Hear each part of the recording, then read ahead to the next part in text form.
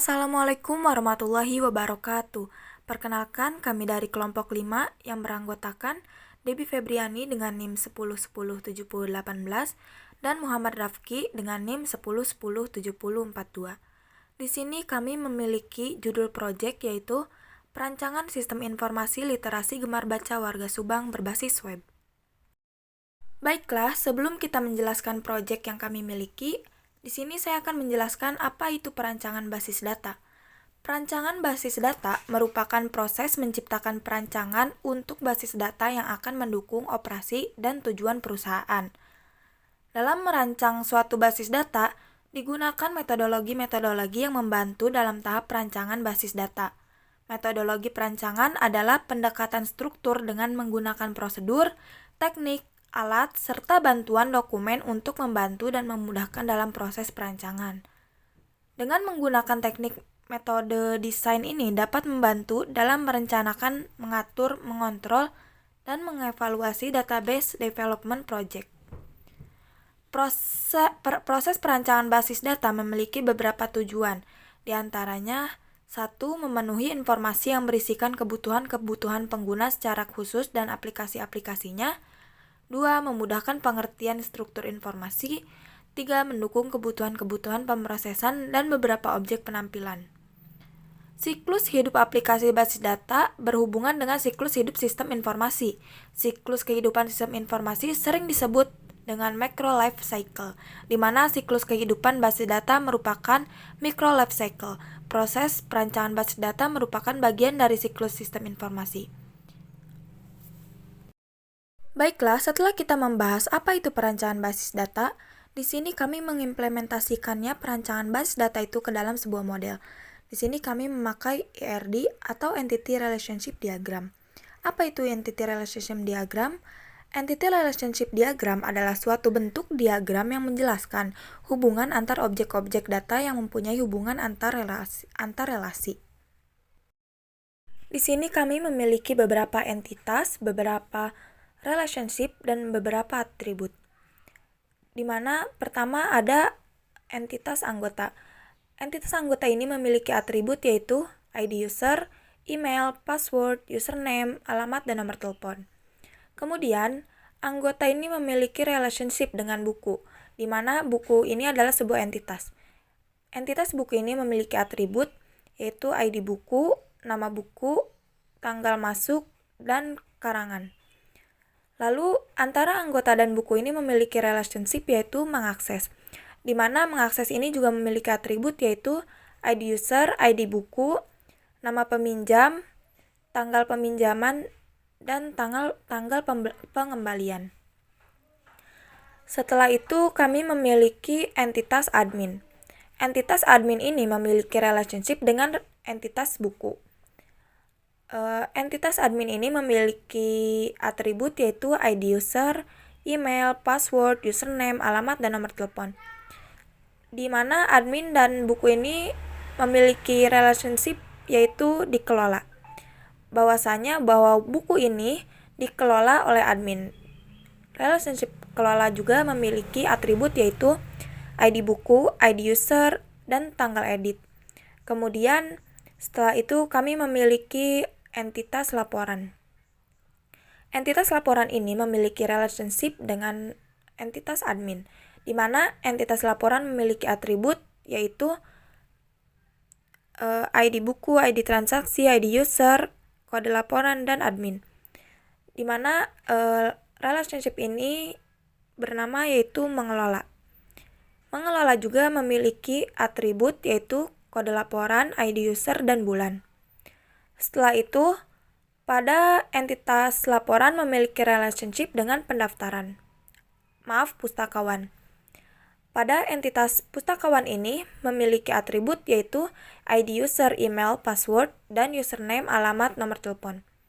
Di mana relationship ini memiliki atribut juga yaitu kode laporan dan ID user. Kemudian, anggota juga dapat setelah anggota mengakses buku, maka anggota juga dapat memiliki relationship transaksi dengan buku, yaitu transaksi memiliki atribut yaitu ID transaksi, via pembayaran, dan ID user, dan ID buku. Di mana anggota memiliki hak akses untuk membuka menu buku. Kemudian, buku-buku ini dikelola oleh admin. Admin mengelola laporan. Laporan diberikan atau diterima oleh pustakawan.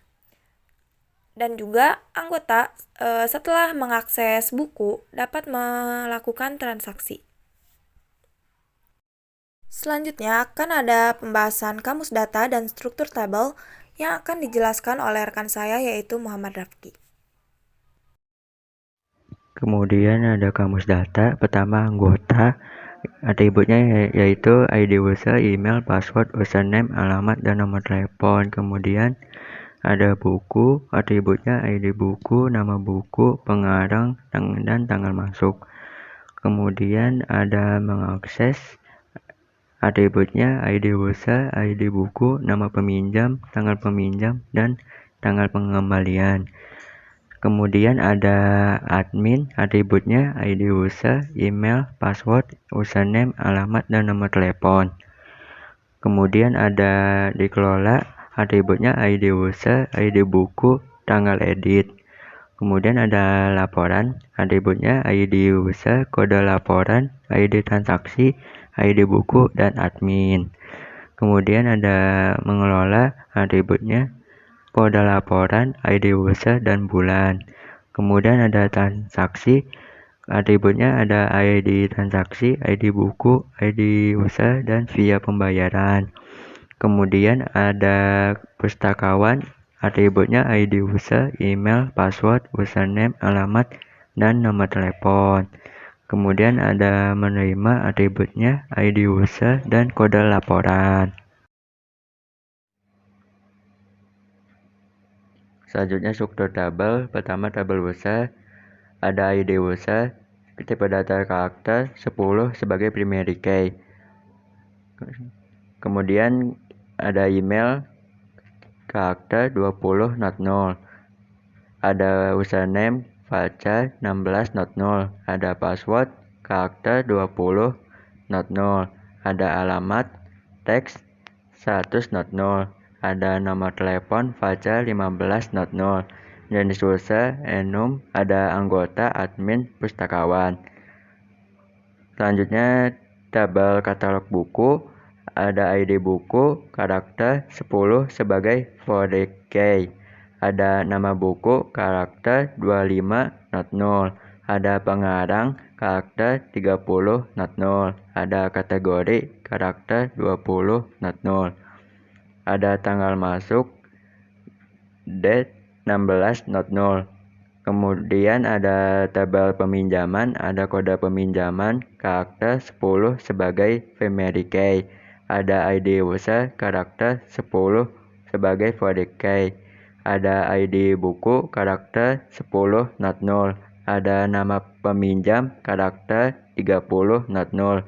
Ada tanggal peminjaman, date 16 not null. Ada tanggal pengembalian, date 16 not null. Selanjutnya, tabel transaksi, ada ID transaksi, karakter 10 sebagai primary key. Ada ID user, karakter 10 sebagai forward key.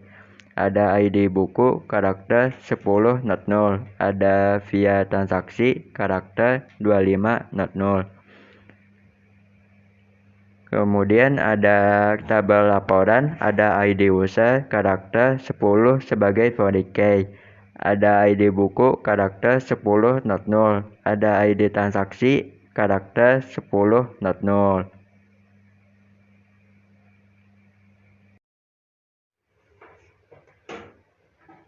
Kemudian tabel pengembalian, ada ID user, karakter 10 sebagai forward key. Ada nama peminjam, karakter 25 not null. Ada status, karakter 10 not null. Mungkin cukup sekian dari kelompok kami. Mohon maaf apabila ada kesalahan. Terima kasih. Wassalamualaikum warahmatullahi wabarakatuh.